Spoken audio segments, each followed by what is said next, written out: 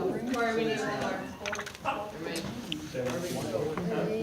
You guys want to talk? Oh, 12 weeks. You're a student? Corey, we need another one. Corey, we may need another one. No, if they're not there, they don't get it. What? That's Boom! What is the joke behind it? No. You really want me to? It's not fair. You were standing right there. What? Oh, it's better. No, it's so better. It's not as awkward. Oh, blind one. I was in right here. That's so frustrating.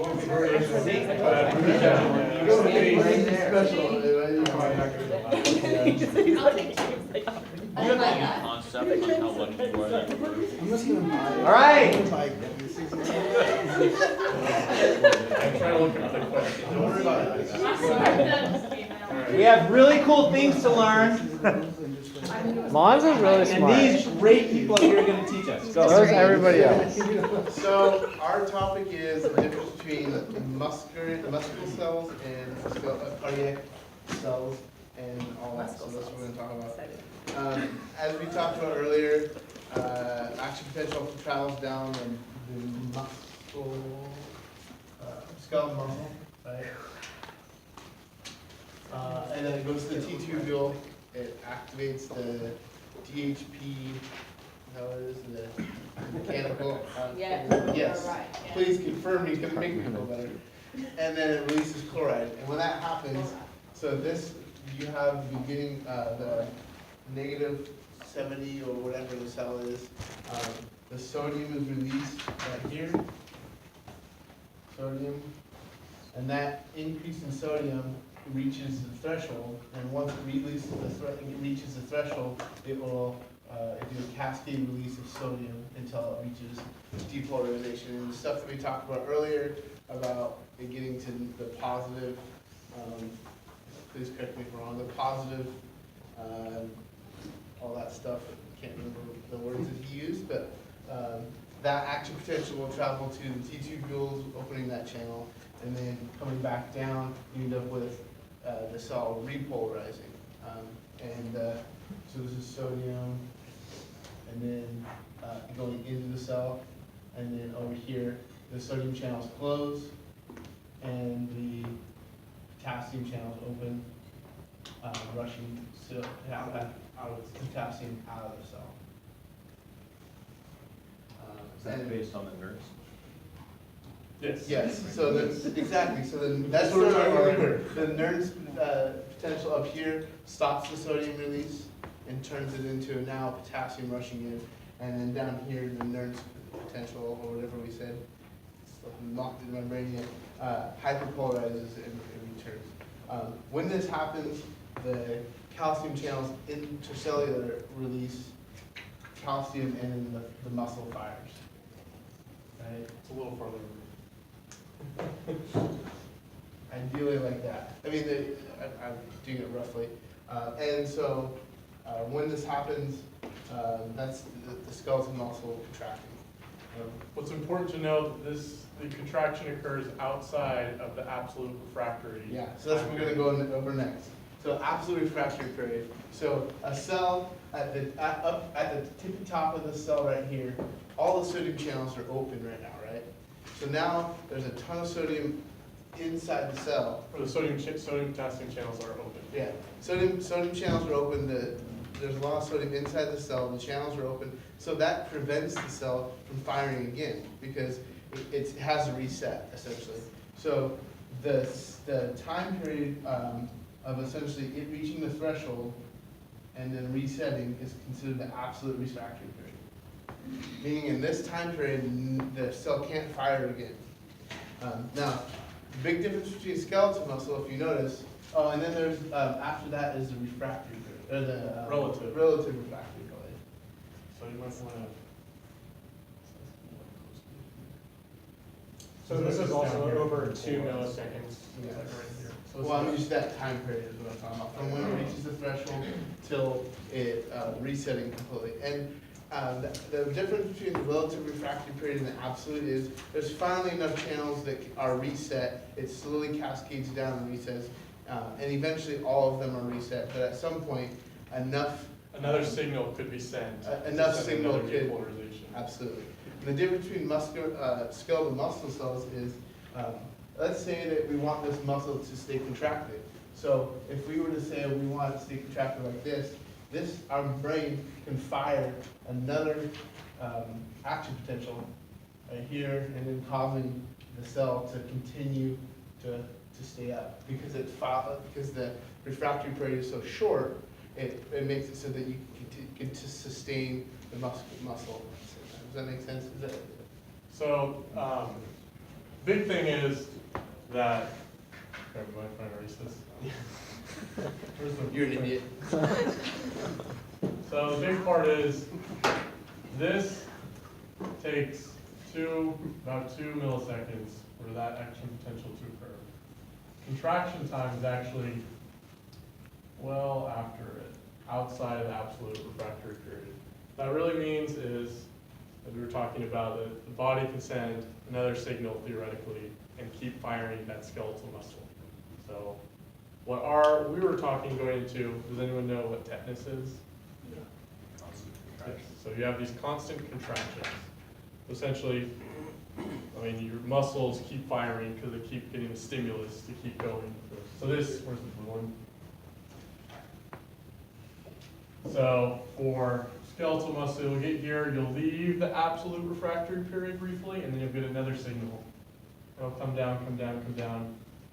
Leave the absolute refractory period, come up. So what you're doing is getting signal after signal after signal. And because the contraction is outside of the absolute refractory period, your muscles can't relax. Does that make sense? Okay.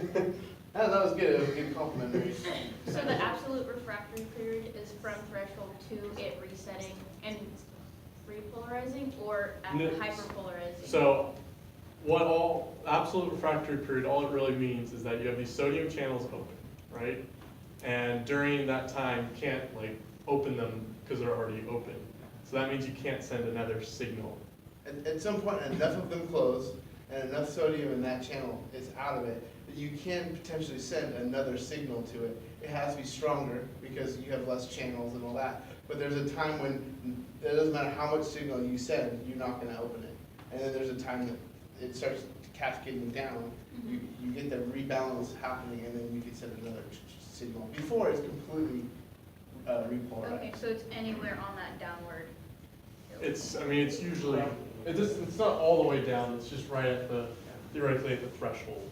Once you go below the threshold, then you're outside the absolute refractory period, and you can't send another signal. Or you're below it and you can send, another It signal. should be like down there. Yes, so like right here, so say the threshold's in.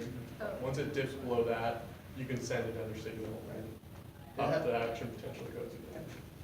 So that's, Could yeah. you draw the absolute refractory period with red on that chart you have? Yes. So, It's kind of, so theoretically, absolute, you can just kind of go like, oh man. there's another red. Here's another red. All red. So absolute refractory period would be, Yeah, that's does that help Yeah. for visualization? Yeah. So that's the threshold, This is not that's the line. absolute refractory period, and that's when you cannot send another signal because enough of the sodium channels are already open that it's not going to do anything if they're already open. And then you have your contraction afterwards. So theoretically, if you keep sending action potential after action potential, your muscles don't relax and you get what's called tetanus. Or a seizure. Yeah. So they just keep sending signals, and then your muscles keep contracting. Are there any questions about that? Does that make sense how action potential is short and the contraction occurs after, very important, after the absolute refractory period? Or skeletal muscle. Right. So cardiac. So, it'd be very, very bad if we had tetanus of the heart. We wouldn't be pumping any blood, right? So, what our heart does is actually, if you want to kind of go into the different channels, I can go into the muscle contraction of it. So, with our autonomic pacemaker cells and the difference in the fact that we have, is it more or pacemaker cells, and the intercalated discs that link the cells together. We actually have a immediate release of calcium, which is different than in skeletal muscle, because we have a pacemaker cell. It will release the calcium at a higher rate, And sodium. or sodium rather, all at once, as opposed to having a little bit at a time going until you finally get your threshold. This is immediate release because you want all your muscles to fire at the same time. It gets to the top, and then some potassium channels open there, but just enough, just barely. And then the big difference here is that we have the introduction of calcium in our system. This is what we're talking about, where you have the calcium binding calcium channels. So calcium opens these channels to let calcium in. And this is calcium outside of the extracellular. We have both. Yeah. So you have like the one that's like in your bloodstream, Right. and then you also have the one that's in the plasma reticulum. And we talked about how calcium entering the cell affects it. And essentially what happens here is your refractory period, or your, Hold on, where's that calcium coming from? It's coming from also, is it extracellular? Are you asking me or are you telling me? Where's that calcium coming from? so we have calcium both in our bloodstream. Where is that calcium coming from? Extracellular. Good. Yeah, Okay. because This it's, has nothing to do with the SR calcium. correct, yes. Yes. So extracellular calcium is being introduced, and this calcium is entering the cell. That is causing the repolarization phase to increase, and we get, I guess I kind of drew it wrong, but it's more- Causing the repolarization phase to increase? What kind of ion is calcium? Positive. So can it do anything with repolarization? No, so it keeps the cell depolarized longer. Okay. Thank you. Thanks for clarifying. So it keeps the cell depolarized longer, increasing the time it takes for the repolarization. This makes it so when we have our, So our contraction, okay, I guess we turn it to blue. okay. So our absolute refractory period in skeletal muscle, we're talking about is 2 milliseconds, very short. Cardiac says between 200 to 300 milliseconds. And this is important because you have here your calcium binding calcium channels that start from the extracellular fluid that release more calcium and in turn bind to the receptors and release more calcium. And it's kind of like keeps on going. And that's why you have like the calcium that's entering the cell keeps this depolarized longer than you do for your skeletal muscle. So what that does is you actually have your action potential and you have your contraction occurs within the absolute refractory period. So what we were talking about, when you're in the absolute refractory period, you can't send another signal. So that allows so what I should say. So the contraction occurs within the absolute refractory period. So during your heart contraction, you cannot send another stimulus to say contract and hold, like how tetanus does. So this prevents tetanus because since the absolute refractory period falls within your contraction period, you can't keep sending a signal and you won't have your heart, I guess. Yeah, and essentially you get one beat and it releases. You can't have sustained strength in your heart. You have one beat, it all fires at the same time, increased depolarization so you can't fire again. You need to give your heart time to reset and all that good stuff as a whole. I don't know if I really explained that. Does it make sense why your heart can't have tetanus because the contraction time occurs within the absolute refractory period? So you can't send another signal while your heart's contracting because it applies the absolute refractory period. You can send another signal. Yeah, well, It you won't. can, but it won't. Yes. Yeah, And- It has nothing to do with the sending of signals. sorry. Since it's already depolarized, you already have these channels open. It's whether it responds to the signal or not, is what we're talking about. Does that also have to do with how the SA node has a faster rate, so it fires first? If that one doesn't fire, then the AV node. You're talking two different cells now. What cell are you talking about right now? Cardiac and muscle.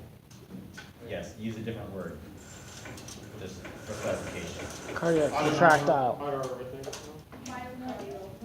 Use a different word, just, Myocyte. use a descriptive word.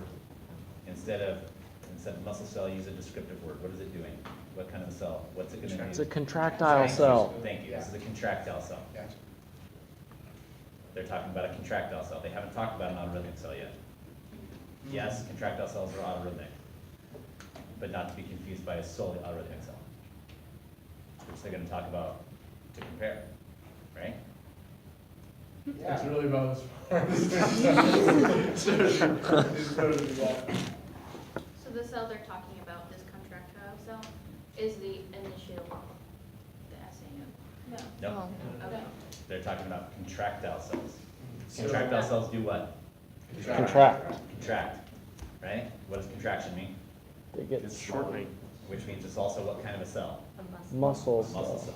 That's different than the autoarythmic cells of the conduction system. Okay, so that would be first, and then these ones. Yeah, so why do we see, where, did you name the phases up there? Do you remember the phase numbers?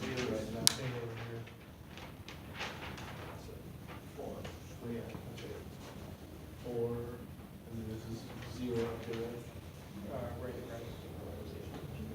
Zero? Yeah. Then one's at the top left.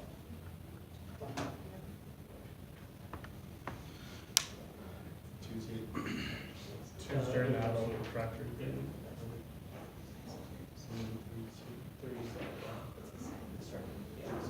Okay, so you notice that they've got, what do we know about a neuron that is going through the depolarization process between resting membrane potential and threshold compared to threshold and when it reaches its peak? Will you say that again? What do we know about a neuron between its resting membrane potential and threshold compared to threshold and its peak of depolarization?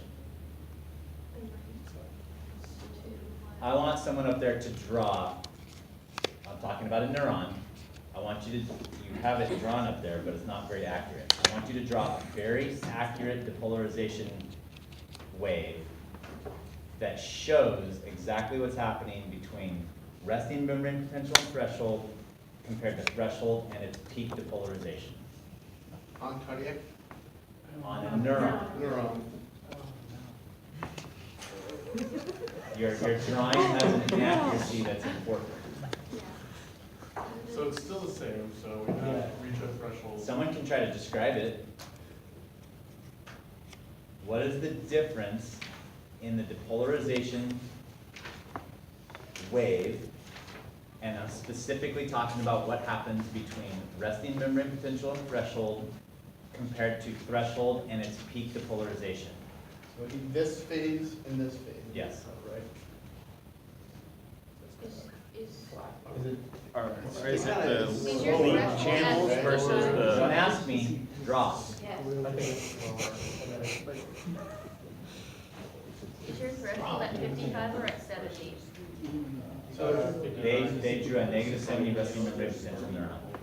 Okay. so So now, it's slower. Draw, don't talk, draw.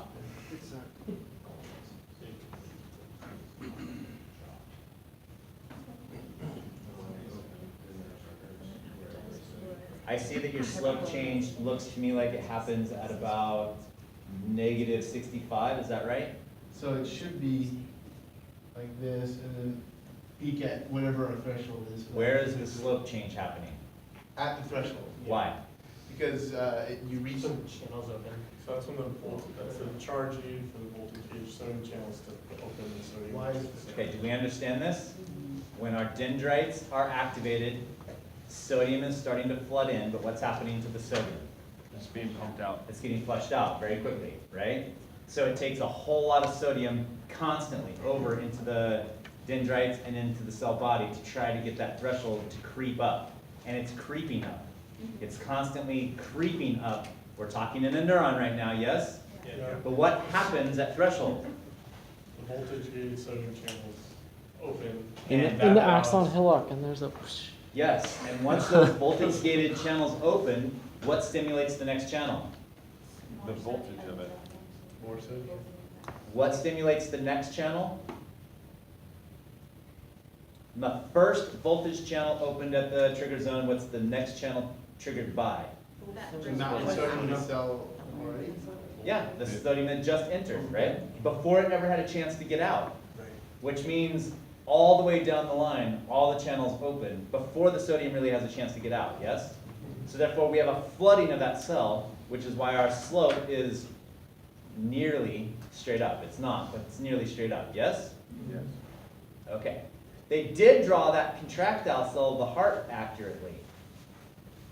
Why is there no slope between resting membrane potential and peak depolarization? They all open at once. It's an all or nothing. Yeah. Just They're both all. No, then a current is different. It's Well, it's all or nothing once you get to here. yeah. So here's what I want you to do. I want you to draw, I want someone to draw. What does an autoarythmic cardiac cell look like?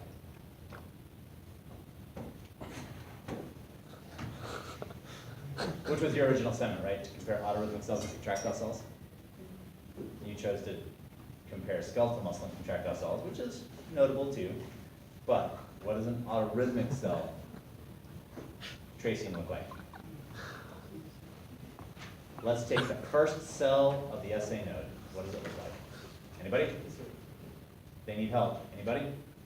Somebody help them. Resist.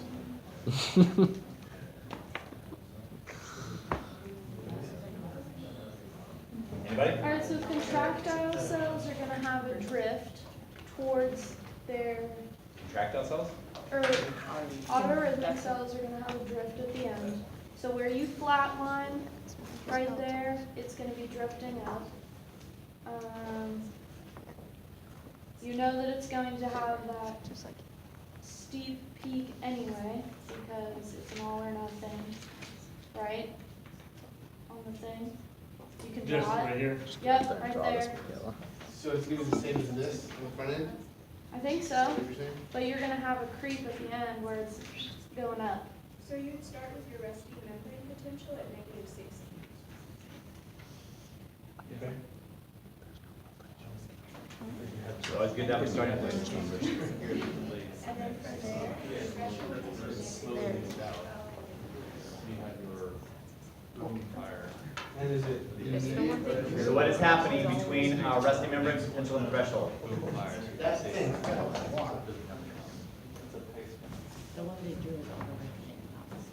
the ion channels are leaking. I think it's specifically counted. Specifically, I think so. I think there's, yeah, potassium and sodium leakage, and the T-type calcium channel.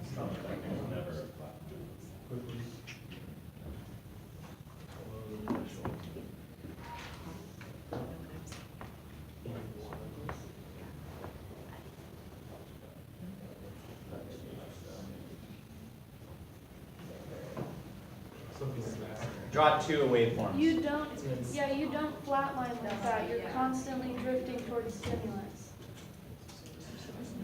Or not. Or-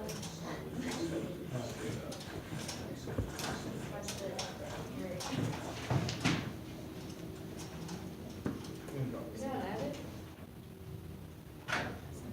Yeah. This one. No. Is this your face? This whole part is. Yeah, I know, this was even.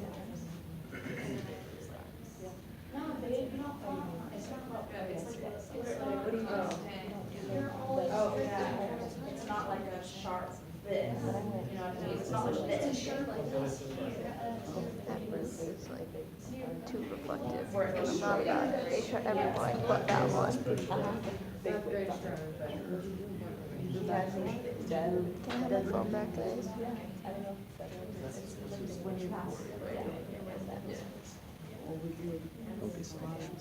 They have phones. Let's take a look. What do you have going on there? So.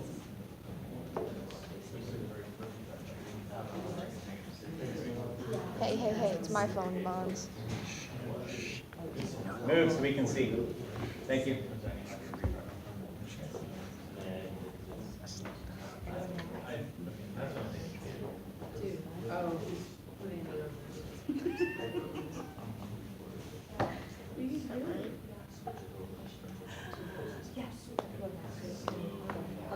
We were accidentally watching a video on autoarythmic cells. So the monthly book, as a reference, says that the pacemaker potential, this is slow depolarization is due to both open of sodium channels and closing of potassium channels. Where? Notice that, that's number one. Notice that the membrane potential is never at flat line. And then depolarization, the action potential begins with the pacemaker potential reaches threshold. Depolarization is due to calcium influx through calcium channels. Where? Right here. From the threshold up to here is calcium influx. And then repolarization is due to calcium channels inactivating and potassium channels opening. This allows potassium influx, which brings the membrane potential back to its most negative voltage. So this would be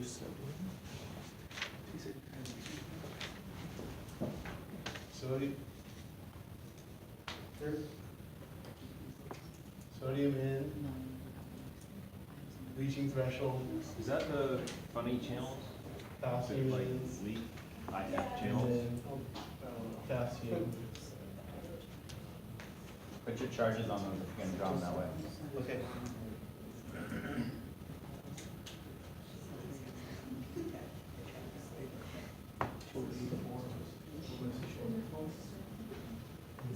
This is Change calcium. Calcium's not correct yet. Be accurate on those when you're Is right. that what you mean? Yes, that's what I mean. Potassium.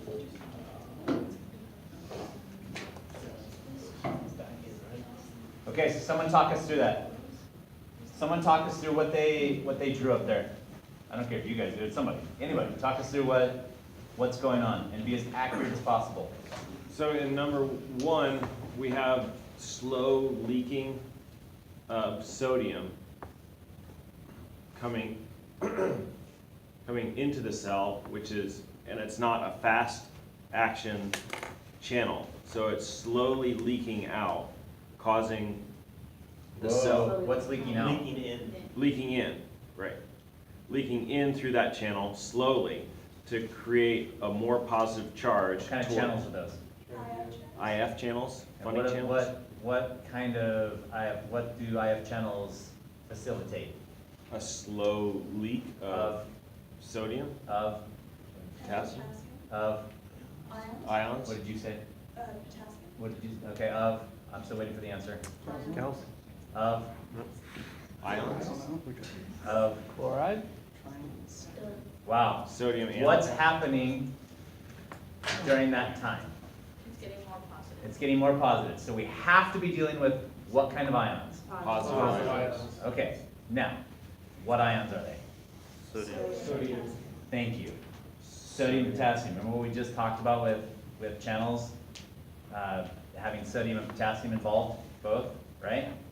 IF channels are sodium and potassium So does that channels. mean that the So potassium? why is it leaking slowly? Because it doesn't, it's not open all the way, it only allows small amounts to pass through? Because potassium is working both against its, Electrical and gradient. yeah, it's nerds. it's confused. So sodium's coming in and making the cell more positive, but what's potassium doing? Going out against. And making the cell what? More negative. More negative. But we have a higher influx of sodium than efflux of potassium. But still, they keep it slow. What's unique about IF channels? There. They don't take That is true, they don't, but that's not unique to them. They're always open, they don't open and close, They're always open, so therefore the cell is always depolarized? no, they're just, they make a slow, they allow a slow leak so that it's always, So they're always open? they're, I could be wrong, but my understanding was it was the funny channel because it slowly leaks that to depolarize it, and it's always leaking a little bit, and that's why it's autoarythmic, because there's not something that plugs into it to open it or So close they never it. close.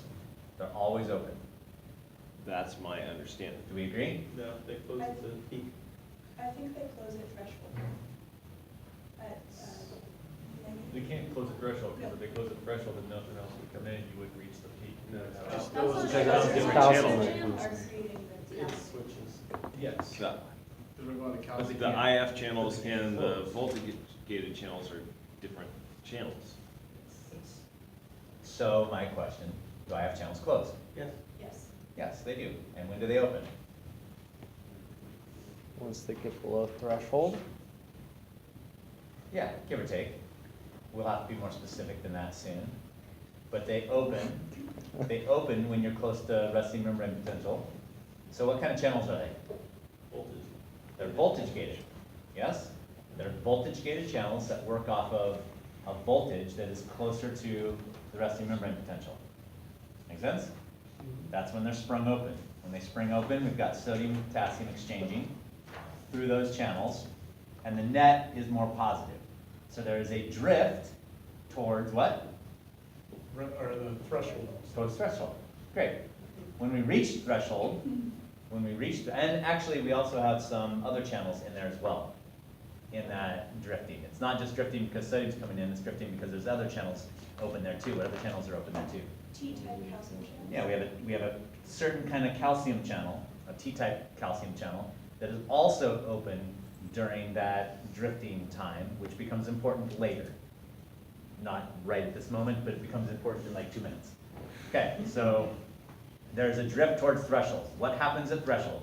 Voltage-gated sodium channels open, sodium blends into. What happens at threshold? Calcium. Calcium. Voltage-gated calcium channels open. There you go. L-type calcium channels open. Calcium influx causes the depolarization of autoarythmic cells. That is really important. Calcium causes the depolarization of autoarythmic cells in the heart. If you are hypocalcemic, autoarythmic cells are going to be affected. Okay? Because the IF channels can't depolarize the cell. They're constantly depolarizing the cell, but they can't depolarize it at any high rate because you can only drift until they close, and they're going to close around threshold. So therefore, you have to have calcium entry to have autoarythmic cell depolarization of the heart. The SA node can't depolarize without calcium. Got it? The AV node can't depolarize without calcium. Okay? The atrial pathways, the bundle of His, the bundle branches, the Purkinje fibers cannot depolarize without calcium. Autoarythmic cells cannot depolarize without calcium. Hypocalcemia will cause a problem with that. Yes? Yes. So we have Wait, I polarization. got a question, sorry. Go for it. I thought that calcium was gonna be unaffected because it, you know what I'm asking? Ask the question. Yes. Let's hear the I question. don't think I understand it well enough to ask my question accurately. Ask I the question thought- anyway. So you're I talking. thought it was Let her ask. gonna be unaffected because it's the calcium that is not contained within the SR. What cell are we in right now? Autoarythmic cells. It is, what cell is it not right now? Skeletal muscle. What other kind of cell is it not right now? Contraction cell? Yeah, it's not a muscle cell. We have no actin and myosin in this cell. We have no SR, we have an ER, but we have no SR in this cell because it's not a contractile cell. That's why I was very specific with you guys saying I want you to say contractile cell. This is a heart autoarythmic cell. It is not a muscle cell. It is not a muscle cell, therefore we do not have sequestered calcium in this cell like we do in muscle cells. Okay, well that seems dumb because your body should prioritize that. No, I'm serious. Like your body should prioritize that calcium. I'm not saying it doesn't. Well, then why would hypocalcemia? Because where does the calcium come from? Extracellular fluid. That's right.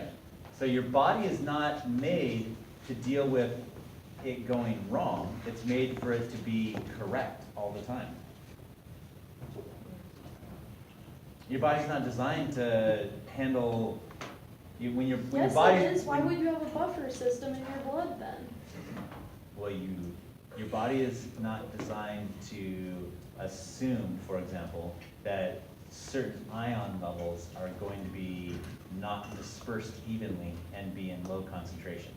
But we do have a correction for low calcium. What's our correction in our body for low calcium? Yeah, we have a whole network of stored calcium to take care of that in our bones. But that takes a little bit of time. So what you were saying last Thursday was that hypocalcemia doesn't affect skeletal muscle, but it does affect Contractility. Yes, we were talking about contraction at the time. right. Don't confuse your cells. We've got two different cells going on here. Although calcium affects heart cells on both realms, but for a different reason over there. Here we're talking about just depolarization. In order for an autoarythmic cell to depolarize, you must have L-type calcium. You must have calcium in L-type channels. I'm naming those channels because we're going to talk about things like verapamil, cardizem, drugs that affect these channels. Those are calcium blockers. The what? They're calcium blockers. So They that are, don't allow the and cells they to work get on in. L-type channels. This is one of the places that it's going to work. So- But it can't so block that- them all, though. So that's gonna cause, You're right. slowing of the heart rate. It should, Block them yes. all, they'd be fucked. So, we're back over here. We have calcium channels causing the depolarization. Yes? Yes. Yes. L-type Specifically L-type in the depolarization, T-type in the in the auto. threshold, in the resting membrane potential to threshold. They're different type channels. They're different type channels.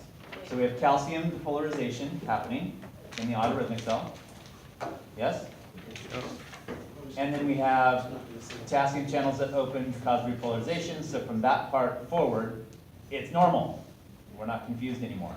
But as soon as it gets down to threshold, we don't see that traditional hyperpolarization that we see in neurons, because as soon as we hit threshold, what happens? Or as soon as we get close to threshold, what happens? I have channels. I have channels open. Yeah, as we're dropping down, or as we cross threshold and we get close to resting membrane potential, those IF channels open, and we start the depolarization process again, which is why we don't have a phase 4.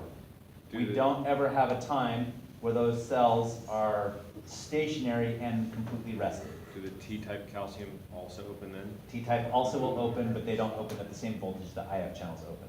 So IF channels will open, we'll start drifting towards threshold, we'll get some more of those T-type channels to open, which are voltage regulated, and then we'll have the depolarization again. IF channels first. What does IF stand for? Funny channels. IF, ion funny channels. Okay. So when they found these channels, there were researchers that found these channels, and they had no freaking clue what they were because they're different than all other channels. And they literally said, look at these funny little ion channels. They're called ion funny channels. In more recent books, they're called ion flow channels because at some point in time people thought it was vogue. What's the word for if it's bad? I don't know. Faux pas to say funny, but they're ion funny channels. That's what the IF stands for. Because they're different.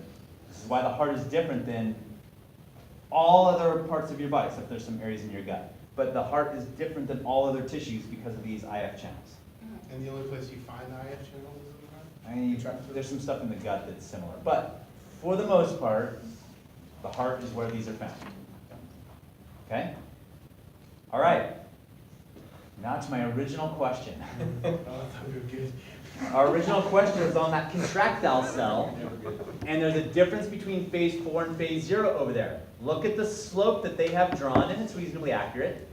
The slope between resting membrane potential and peak depolarization is different than the slope you see on those autoarythmic cells. I want to know why. Because the IF channels and T-type calcium channels that I don't understand that. What do you mean? What is the difference in slope? Someone describe the difference in slope. it's a slow. It's immediate in this one. They're and pacemaker. Good. So what is the slope? If it's a little inaccurate, but it's close. What is the slope between resting membrane potential and I'm on the contractile cell. What is the difference between the slope between resting membrane potential and threshold and peak depolarization? What is the slope? Very Comparison. steep compared They to are the this. same. That is right. That's different than over here where we had a shallow slope to a steep slope. Over here in the contractile cell, we just have one slope and it's all steep. Why? Difference in the cells, they link together. What were you saying? All because the channels all open at once. Why? So they all contract at the same time and squeeze together That's to why they push did that it. blood out. So first of all, those sodium channels that are there are what kind of sodium channels? I'm at phase 0 of the contractile cell. What kind of channels are those? I know. Sodium. What kind of sodium channels are they? Voltage gated. Okay. And James, you're saying they all open at once. Why? Because their threshold is lower. It's, That's accurate. In a contractile cell, resting membrane potential is -90 and threshold is -60. Why is the... Because we want them all to, Doesn't matter what we want. I want to know why. What's happening to make that not have a slope between resting membrane potential and threshold? Because it's getting stimulated by an autoarythmic cell. What is that stimulation? And how is it being stimulated by that autoarythmic cell? And this, by the way, is the #1 key difference between skeletal muscle and cardiac and smooth muscle. calcium? What do you mean when this? it's getting a Can you say that again? It's getting a voltage charge from the autoarythmics. How? When it comes down, when it depolarizes, it's sending an actual charge along. And when it actually reaches that contractile muscle, How? It's sodium. that action potential is a charge though, isn't it? Sure, It's within a traveling cell. right to it. Within a cell. These autoarythmic cells are not neurons. They don't have axons. They don't send a signal via an axon to another cell. Okay, well, not the intercalated disc. That's the physical holding. What goes along with those? Okay. Oh, go for it. Tell us. Josh, tell us. Gap junction, What about 'em? so they allow the calcium to leak through. What is a gap junction and how does that happen? It is a hole that connects the two cells. A hole? Gap Like junction. a rabbit hole? So Yeah, it- kinda. The coolest It allows- example I've seen is like Derek's shirt, where you've got all the buttons and they're attached at the buttons, but if they have slits between the buttons, and that's your gap that things leak through. No, That's what I heard. And guess where Mark's doing his internship? What are gap junctions? They're, And Chad over here said intercalated discs, and those two things are important, they go together. How do intercalated discs and gap junctions work? Do you guys remember A&P 2, where you talked about the heart? well, This would have been the biggest thing you should have pulled out of A&P 2, by the way. Right here. it allows the signals to spread out, but how is it the question? travel along the membrane. So what are intercalated discs? They provide something for the cells to grab onto. Okay, so they are an anatomical connection between two cells. And what are gap junctions? Holes. Say again? The area between those cells? Yes, and what is it? What is a gap junction? What is a gap junction? It's just an open space. Part of the extracellular matrix? Is it open? Is it all Between cell to intercellular? cell to cell. What's that? It's Intercellular all pathway? intracellular to where it There you connects all go. It's together? an intracellular pathway from one cell to the next. So And what travels down that pathway? What travels down that Sodium? pathway? Ions. Ions. So, in an autoarythmic cell just got flooded with what ion? It just got flooded with what ion? Calcium. Thank you. It just got flooded with calcium. That calcium is flooding the membrane. And where are gap junctions found? On the membrane. Along the membrane. So that calcium that just flooded that cell, that gap junction becomes an extension of that membrane. So that calcium that's coming in to that cell just travels across those gap junctions. It's as if it's an axon. Because in the same way that sodium traveled the axon through a whole bunch of channels in the axon of a neuron, calcium that enters the cell is able to flow through the intracellular fluid right into the cell next to it. When that calcium flows into the cell next to it, what happens to the charge of the next cell? It becomes positive. And what is sitting right there? As that cell becomes positive, as the second cell, we're now in a contractile cell, as that second cell starts to become positive along the membrane, what is on that membrane? L-type voltage-gated calcium. Voltage-gated sodium channels. So, And therefore, those voltage-gated sodium channels are sprung right then. Does once that make it, sense? wait, are they sprung at once it hits -60? They're sprung immediately. Yes. Okay, so now don't get confused. The individual cell, the individual channel is sprung at that -60 threshold.